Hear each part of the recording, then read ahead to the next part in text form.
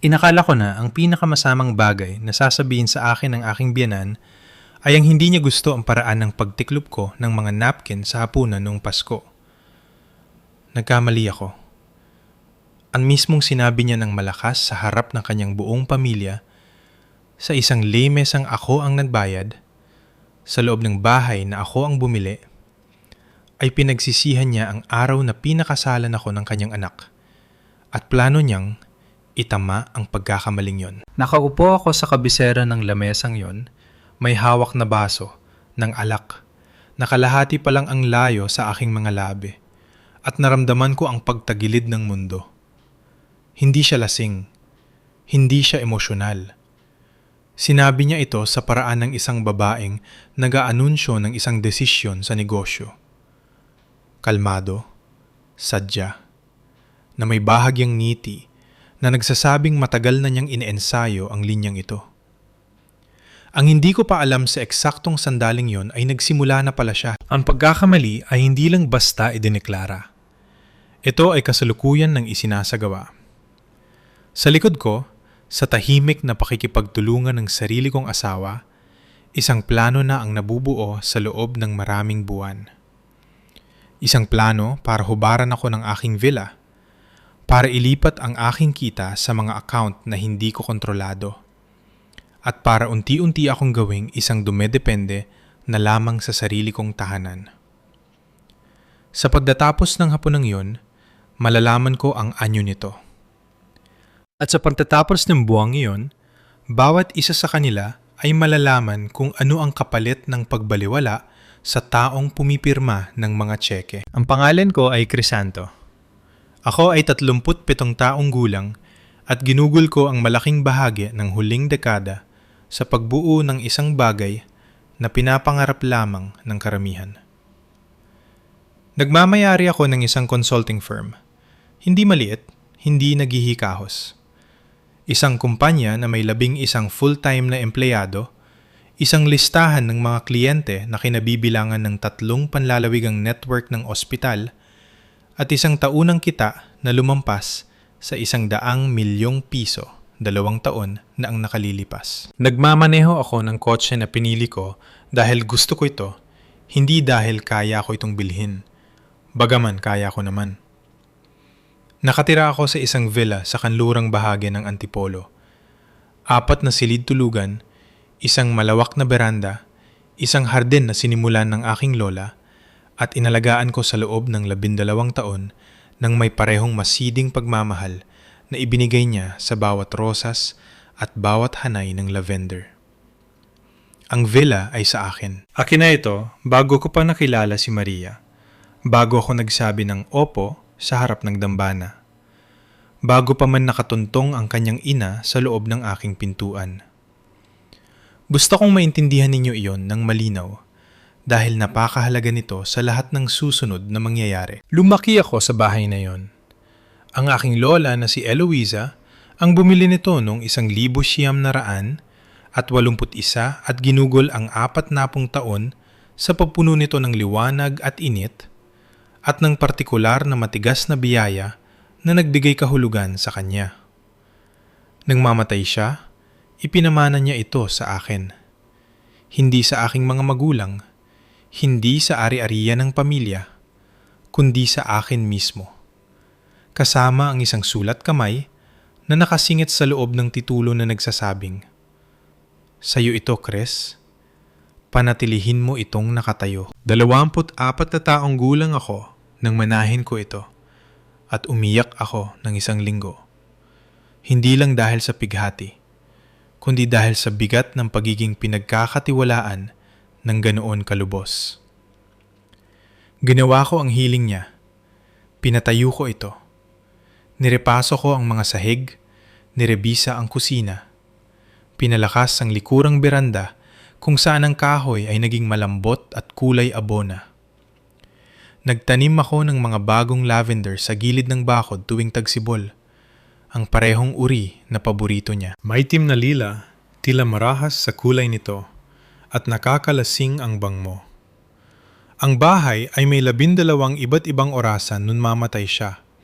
Isang gawe na hindi niya kailanman ipinaliwanag at pinanatili kong umaandar ang bawat isa sa kanila dahil ang tunog ng mga ito, ang kanilang kolektibo at hindi perpektong pagtiktak ay parang tibok ng puso na nakasanayan na ng mga dingding. Nakilala ko si Maria sa isang komperensya sa Makati, 4.5 taon na ang nakalilipas.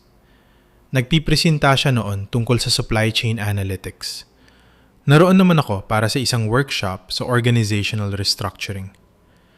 Siya ay matangkad, may mainit na boses, at may uri ng madaling kumpiyansa na mababasa mo bilang kakayahan hanggang sa makasama mo ang isang tao ng sapat na katagalan para maunawaan ang pagkakaiba. Naghapunan kami ng gabing yon at pagkatapos ay isa pang hapunan makalipas ang 2 gabi.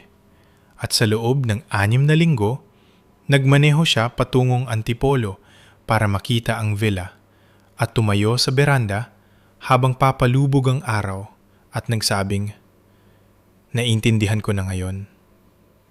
Hindi ko tinanong kung anong ibig niyang sabihin. Akala ko, alam ko na. Akala ko, ang ibig niyang sabihin ay naintindihan niya kung bakit mahal ko ang lugar na iyon. Sa pagbabalik tanaw, nagtataka ako kung minsan kung ang ibig niyang sabihin ay ibang-iba pala.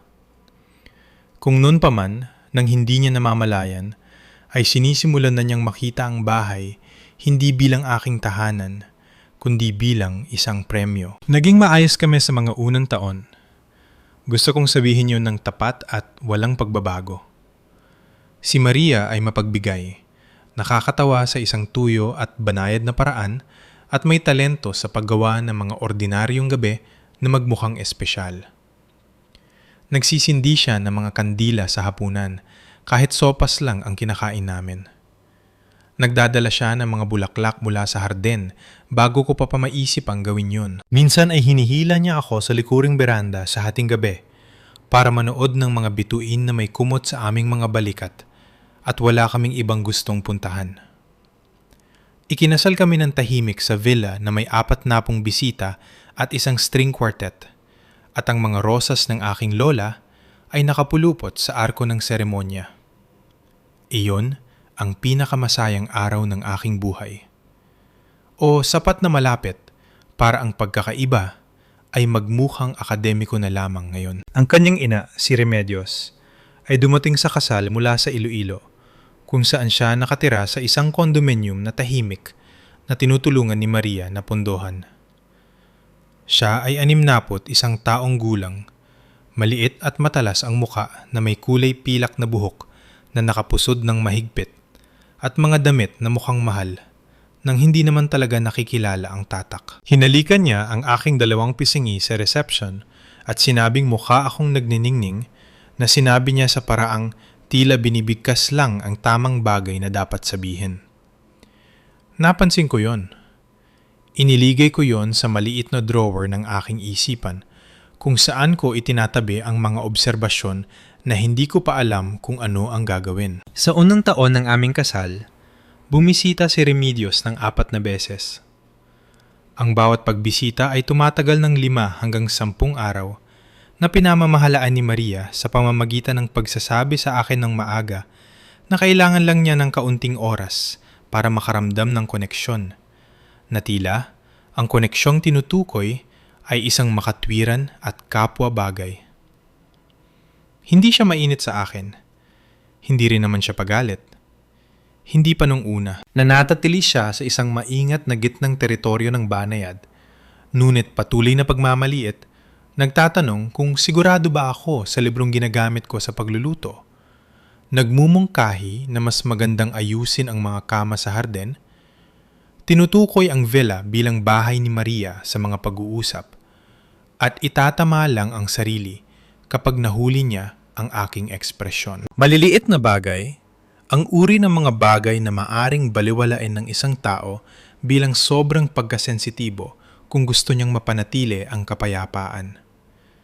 At karamihan sa panahon, gusto kong mapanatili ang kapayapaan. Sinasabi ni Maria na siya ay makaluma, na siyang salitang ginagamit niya para sa lahat ng bagay tungkol sa kanyang ina na hindi niya komportabling harapin. Sinasabi ko namang oo, marahil nga, at naghahanda ako ng dagdag na pinggan sa lamesa, nagsasalin ng alak para sa kanya, at tinatanong siya tungkol sa Iloilo. 3 taon nang nagtatrabaho si Maria sa isang katamtamang laking logistics firm na tinatawag na Aguila Solutions nang ikasal kami. Siya ay isang senior analyst, mahusay sa kanyang trabaho, gusto ng kanyang team, ngunit hindi partikular na ambisyoso sa paraang katulad ko.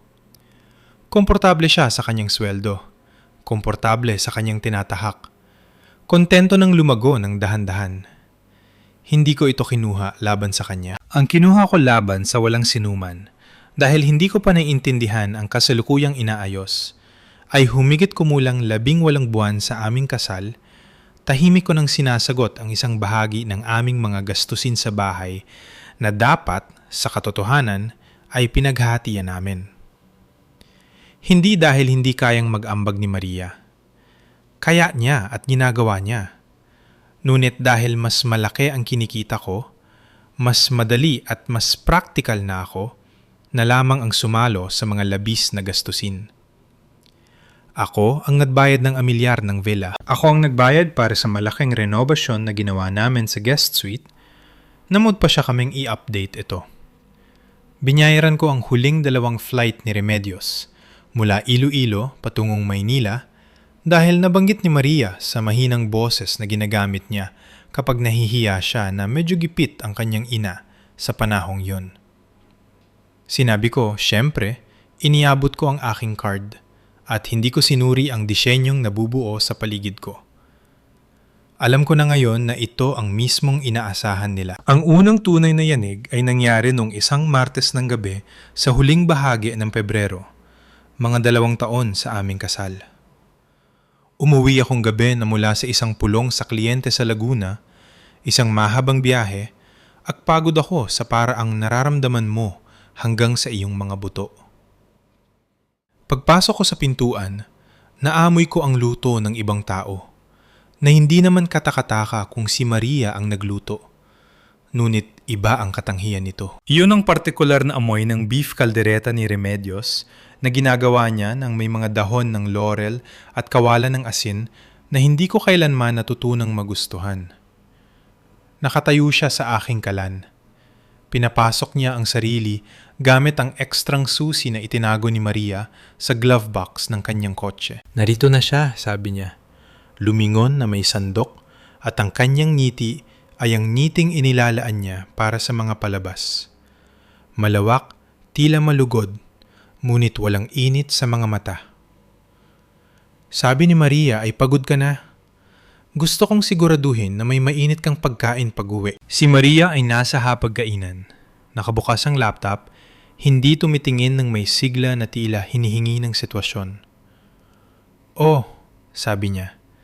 Sorpresa, hindi yon isang komportableng gabi. Nagsalita si Remedios sa buong hapunan tungkol sa mga bayarin sa kanyang condominium at sa isang kapitbahay na hindi niya gusto at sa isang programa sa telebisyon na pinapanood niya. At lumahok si Maria sa pag-uusap na ito sa madali at matatas na paraan ng isang taong buong buhay na nanirahan sa loob nito. Kinain ko ang kaldereta at inisip ang mga lavender sa harden at binilang ang mga orasan at naghintay na maging sapat na ang gabi para walang umasa na maging anumang bagay maliban sa pagod. Bago siya umalis, nanunuluyan siya sa isang hotel sa pagbisitang yon. Nakalaunan ay mauunawaan ko na isang estratehiya para ang kanyang pagsakop sa bahay ay magmukhang pansamantala lamang. Huminto siya sa may pintuan at tumingin sa paligid ng sala na may ekspresyong wala akong salita para ilarawan noon. Sinusure, iyon ang itatawag ko ngayon. Sa paraang tumitingin ang isang appraiser sa isang silid. Napakagandang bahay nito, sabi niya sa wala namang kinakausap. Napakaraming kasaysayan dito. Salam? Oo, sabi niya. Sayang naman kung maiisip mong nakatayo lang ito dito kung may mangyari man. Hindi ko alam kung anong ibig niyang sabihin.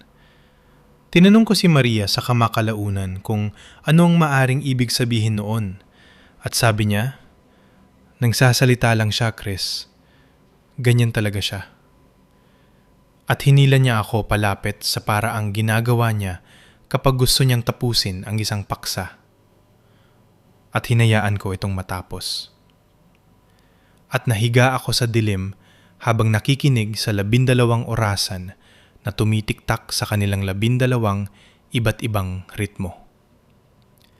At sinabi ko sa sarili ko na guni-guni ko lang ang lahat. Ngunit ang bagay tungkol sa mga yanig ay nagre-rehistro ang mga ito kahit hindi ka nakatingin sa mga instrumento. Sa mga sumunod na buwan, ang mga tanong ay naging mas partikular. Tumatawag si Remedios sa landline ng bahay. May landline pa rin kami dahil ang mga dingding ng villa ay ginagawang hindi maasahan ang signal ng cellphone. Minsan sa maagang bahagi ng hapon kapag alam niya o tila alam niya na nasa opisina ako. Pag-uwi ko at tinanong si Maria tungkol sa mga tawag, malabo ang kanyang sagot. Nagkakamustahan lang, sabi niya. Alam mo naman kung paano siya?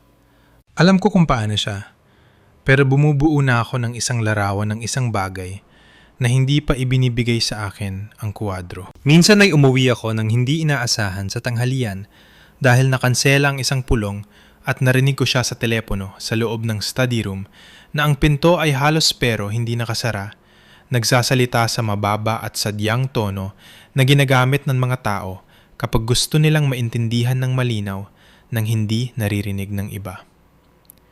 Narinig ko siyang nagsabi, "Hindi pa, kailangan ko pa ng oras." Narinig ko siyang nagsabi, "Hindi siya papayag doon, ma." Huminto ako sa pasilyo na ang aking kamay ay nasa dingding at ang aking briefcase ay hawak ko at tumayo ako doon ng 3 segundo bago niya narinig ang langit-ningit ng sahig at ang tono ng kanyang boses ay biglang nagbago at masaya niyang sinabi, "Sige na, aalis na ako. Mahal kita." Binuksan niya ang pinto ng study room at tumingin sa akin na may ekspresyong tumagal ng mas mabilis pa sa tibok ng puso, isang bagay sa pagitan ng pagkahuli at pagkalkula bago ito naging init. "Oh, ang aga mo ah." "Nakansela ang pulong," sabi ko. "Magaling! Gusto mo bang ipagganda kita ng tanghalian?" sabi niya. "Oo," sabi ko. Pinanood ko ang kanyang mga kamay habang gumagawa siya ng sandwich. Sila ay perpektong matatag. Yon, higit sa ano paman, ang nagpabagabag sa akin. Ang Marso ay naging Abril. Dumalas ang mga pagbisita. Nagsimula ng tumuloy si Remedios sa villa sa halip na sa hotel. Iminungkahi ni Maria na mas practical ito at mas makakatipid, na mahirap tutulan dahil ako naman ang nagbabayad, at mahirap ding hindi mapansin bilang isang tahimik na paglala. Siya ay isang masigasig na bisita sa kanyang paraan. Iniaayos niya ang kanyang kama nang may katumpakang pang-militar.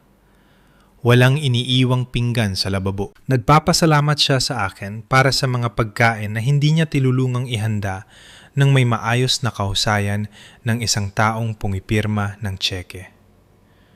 Ngunit kumikilos siya sa loob ng bahay na may tila pagmamay-ari na unti-unti ko nang nahihirapang ipaliwanag. Inayos niya ang mga gamit sa bintana ng kusina ng 2 beses. Inilipat niya ang isang painting sa pasilyo sa itaas.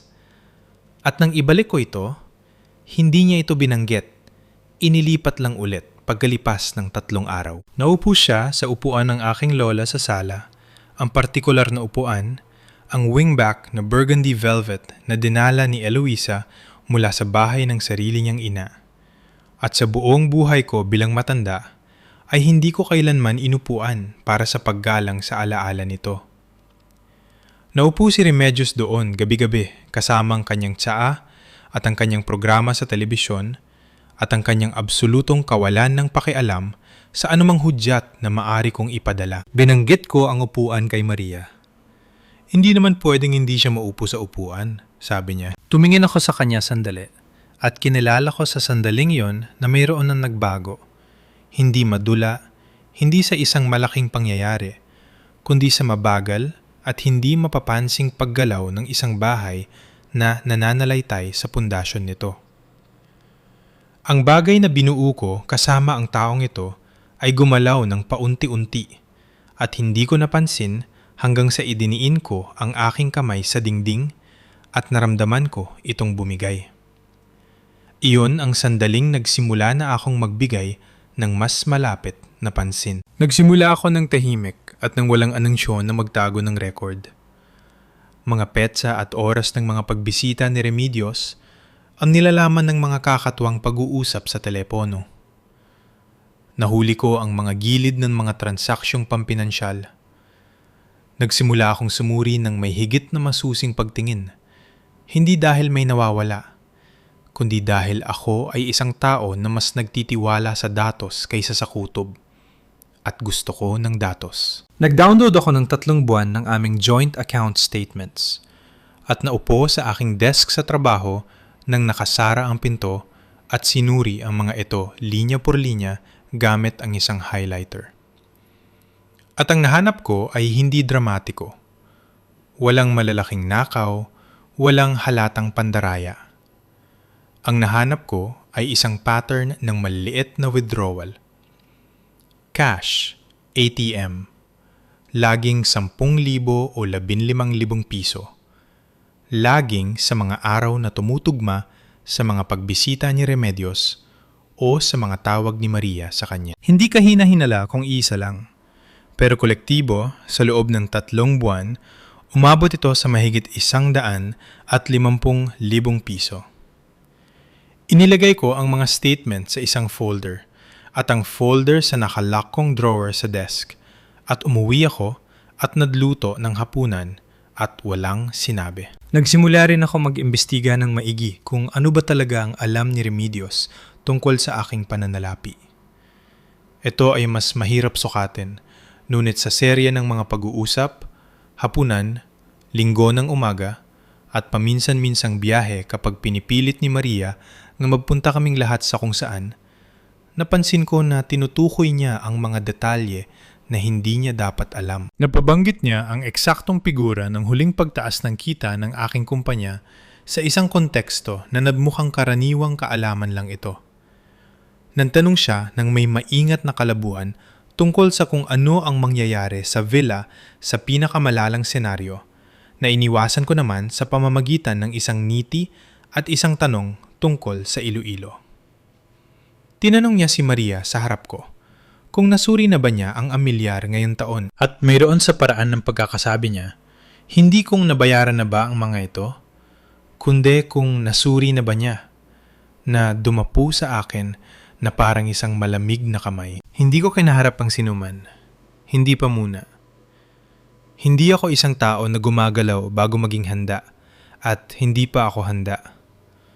Ang ginagawa ko ay binubuo ang arkitektura ng pag-unawa. Kung nasaan ang lahat, ano ang halaga ng lahat, sino ang may alam ng ano, at sino ang nakatayo sa kung saan kapag dumating na ang sandali. Ito ay isang partikular na uri ng pasensya, ang uri na nagmumuka sa labas na tila kalmado, parang isang taong hindi napapansin o walang pakialam. Ito sa katunayan ang pinakamapanganib na uri. Ang hapunan kung saan ang lahat ay sumabog, ay nangyari noong 3 linggo ng Setyembre. Kaarawan iyon ni Remedios, ang kanyang ika-64, at nag-ayos si Maria ng isang hapunan sa villa kasama ang kanyang kapatid na si Gwen at ang asawa nito na si Derek at ang pinakamatandang kaibigan ni Remedios, isang babaeng nagngangalang Pete na nagmaneho mula sa malayo kasama si Remedios at ginugol ang unang oras ng gabi sa pagsusuri sa bahay nang may parehong tahimik na propesyonal na interes na unti-unti ko nang kinikilala bilang katangian ng pamilya. Ginawa ni Maria ang lahat. Ginugol niya ang buong linggo sa pag-oorganisa, pag-order ng catering mula sa isang restoran sa Antipolo na ako ang nagbayad dahil nag-alok si Maria sa espiritu ng pagkukusa nang hindi naman talaga dinudukot ang kanyang pitaka nang dumating ang invoice. Ibinili ko si Remedios ng regalo, isang telang seda na iniutos ko mula sa isang butik dahil gusto kong wala siyang maidahilan para magreklamo. At dahil ako, kapag mahalaga, ay tumpak sa mga bagay na ito. Inihanda ko ang lamesa gamit ang magandang china at binuksan ang 2 bote ng alak at pumutol ng mga rosas mula sa harden para sa centerpiece. Napakaganda ng lamesa. Napakaganda ng gabi hanggang sa hindi na ito naging maganda. Nasa 3 putahe na kami, komportable na sa alak, nang ibaba ni Remedios ang kanyang tinidor nang may sadyang bagal ng isang taong naghihintay para sa kanyang sandali at nagpas siya na dumating na ito. Tumingin siya sa paligid ng lamesa, kay Gwen, kay Derek, kay Pet, kay Maria, at pagkatapos ay tumingin siya sa akin. At ang tingin ay hindi masama sa panlabas na anyo nito, na siyang nagpalala sa mga sumunod na nangyari dahil ang kasamaan ay madaling pamahalaan kapag nakikita mo itong malinaw. Gusto kong may sabihin, sabi niya, sa aking kaarawan. Isang bagay na matagal na sa aking isipan. Siyempre, sabi ko, dahil wala namang ibang sagot at ibinaba ko ang aking baso dahil ang aking mga kamay ay biglang natukoy ang sitwasyon bilang isa na hindi dapat may hawak na anumang marupok. Iniisip ko na sa loob ng ilang panahon, sabi ni Remedios sa maayay na boses ng isang babaeng humaharap sa isang board of directors, na nagkamali ako sa pagbibigay ng aking basbas sa kasalang ito. Tumigil siya. Sa tingin ko, si Maria ay karapat-dapat sa isang bagay na kakaiba. Isang bagay na mas malapit sa kung ano ang ating pamilya. Isa pang paginto, perpekto ang tiyempo. At sa tingin ko, ay oras na para itama iyon. Naging napakatahimik ng lamesa. Ang uri ng katahimikan na hindi walang laman, kundi puno. Puno ng lahat ng mga bagay na walang nagsasalita na mas mabigat kaysa sa katahimikan. Tumingin si Gwen sa kanyang plato. Si Derek ay naging interesado sa paglalagay ng tubig sa kanyang baso. Si Pet, napansin ko, ay hindi nagulat. Ang kanyang ekspresyon ay may katatagan ng isang babaeng narinig na ito dati, na marahil ay narinig na ito sa loob ng kotse habang bumibiyahe. Si Maria ay nakatingin sa lamesa. Hindi sa akin, hindi sa kanyang ina, kundi sa lamesa, sa puting tela, sa wala. Nanatili akong hindi gumagalaw. Ako ay isang tao na tumitigil kapag ang mga bagay ay nagiging mapanganib, tulad ng ginagawa ng ilang hayop. Hindi dahil sa pagiging pasibo, kundi dahil sa pag-unawa ng hayop na ang pananatiling tahimik ay paraan ng pagkalap ng impormasyon. At impormasyon ang kailangan ko. Huminga ako ng malalim at narinig ko ang mga orasan na tumitiktak sa kanilang 12 magkakahiwalay na ritmo at tumingin ako sa aking asawa na nakatingin pa rin sa wala. At naintindihan ko nang may linaw na sa wakas ay nabuo na ang lahat, na hindi ito sorpresa sa kanya. Alam niyang darating ito. Marahil ay tumulong pa siyang isulat ang script. Ang partikular na kalidad ng kanyang pananatiling tahimik, hindi nagulat, hindi nasindak, naghihintay lang, ang nagsabi sa akin ng higit pa sa anumang sinabi ni Remedios. Naintindihan ko, sabi ko, at ang boses ko ay matatag, hindi mainit, hindi malamig. Matatag sa parang ang instrumento ng isang surveyor ay matatag, nakakalibrate at tumpak. At ano ang hitsura ng pagtatama sa iyong pananaw? Ngumiti si Remedios. Ang ngiti ng isang babaeng nakahinga ng maluwag na makatagpo ng isang practical na tanong sa halip ng mga luha. Well, sabi niya, may ilang kaayusan na maaring gawin tungkol sa ari-arian at iba pang mga asset na gagawin ang isang transisyon, kung ito man ay mangyari, na mas madaling pamahalaan para sa lahat. Sumenya siya ng malabo sa silid, sa bahay, sa mga dingding ng aking lola, at naroon na yon, ang arkitektura ng buong bagay ay nakikita na sa wakas sa kabuuan nito. Hindi niya pinag-uusapan ng kaligayahan ni Maria o ang kabanalan ng kasal o kahit ang abstract na konsepto ng pagiging malapit. Pinag-uusapan niya ang villa. Pinag-uusapan niya ang isang transisyon na inaasahan niyang pagkakakitaan. Pinag-uusapan niya ang isang plano na binuo na niya at pinunuan At ngayon, sa hapunang kaarawan na ako ang nag-organisa at nagbayad, ay inihaharap bilang isang makatwirang panukala sa harap ng magandang china at mga rosas na pinutol ko mula sa hardin ng aking lola. Maria, sabi ko, sa parehong matatag na boses. Tumingin na siya sa wakas sa akin. Ang kanyang mga mata ay tila humihingi ng paumanhin at may kaunting takot na nagsabi sa akin na ang paumanhin ay totoo. Ngunit hindi sapat para pigilan siya sa paggawa ng napagkasunduan na niyang gawin. Maria, sabi ko ulit, alam mo bang sasabihin niya ito mayong gabi? Ang pagintong sumunod ay tumagal ng 4 na segundo. Binilang ko sila. Sa loob ng 4 na segundong yun, pinanood ko siyang gumawa ng desisyon na magsinungaling at pagkatapos ay bawiin ito at pagkatapos ay gawin itong muli at sa wakas ay bumuntong hininga. Napag-usapan na namin ito, sabi niya, tungkol sa ilang opsyon. Sasabihin ko sana sa iyo sa ibang pagkakataon nang ang mga bagay ay mas kalmado na, dugtong ni Remedios ng maayos. Ito ang kalmadong punto, sabi ko. Ito ang eksaktong kalmado na magagawa ko sa loob ng mahabang panahon. Kaya gamitin natin ito. Ano mga opsyon, Maria? Hindi siya makatingin sa akin. Yon ang unang tunay na sugat ng gabi.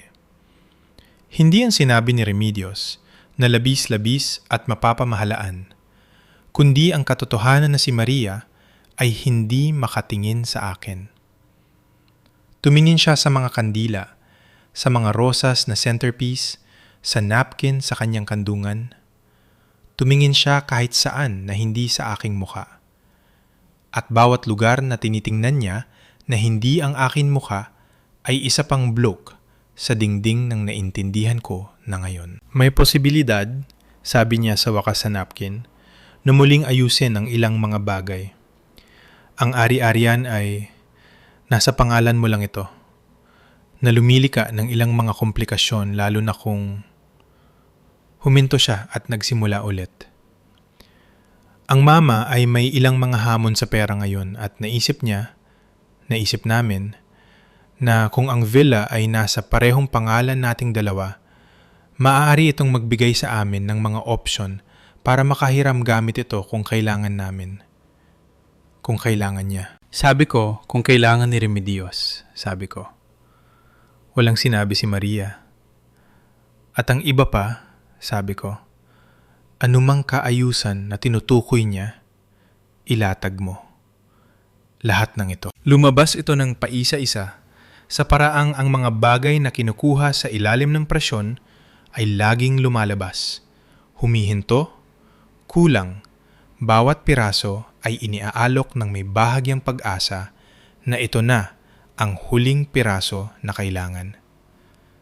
Nasangkot si Gwen. Siya at si Derek ay tila nag-usap tungkol sa isang senaryo kung saan ang villa ay muling isasangla o ire-refinance na si Remedios ay nakalista bilang bahagyang benepisyaryo sa magiging pera. Nakipag-usap si Maria sa isang abogado, hindi sa akin kundi sa iba, tungkol sa proseso ng pagdaragdag ng co-owner sa isang umiiral na titulo. Nagtanong siya nang wala akong alam tungkol sa kasalukuyang halaga ng ari-arian. Ginawa niya ang lahat ng ito sa loob ng maraming buwan sa mga sandali ng oras na bumubukas kapag ang isang tao ay sapat na nagtitiwala sa iyo para hindi mag-usisa. Ginamit niya ang tiwala na binuo ko at pinangalagaan sa loob ng 4.5 taon bilang paraan kung saan ang lahat ng ito ay naitayo. Gaano katagal? Sabi ko. Gaano katagal, Maria? Inilagay niya ang kanyang napkin sa lamesa. Mga 1 taon, sabi niya. 1 taon. 12 buwan ng mga linggo ng umaga at hating gabi sa beranda at pagbili ng grocery at mga hapunan sa negosyo at ang partikular na ordinaryong pagmamahalan ng 2 taong magkasama. Ang lahat ng ito ay tumatakbo kasabay at sa ilalim ng isang hiwalay na arkitektura ng layunin na walang kinalaman sa pag-ibig at lahat ay kinalaman sa bahay ng aking lola at kung ano ang halaga nito. Tumingin ako kay Remedios. Pinapanood niya ako ng may ekspresyon ng isang babaeng naitaya ng kanyang baraha at naghihintay kung ang laban ay mananalo o matatalo.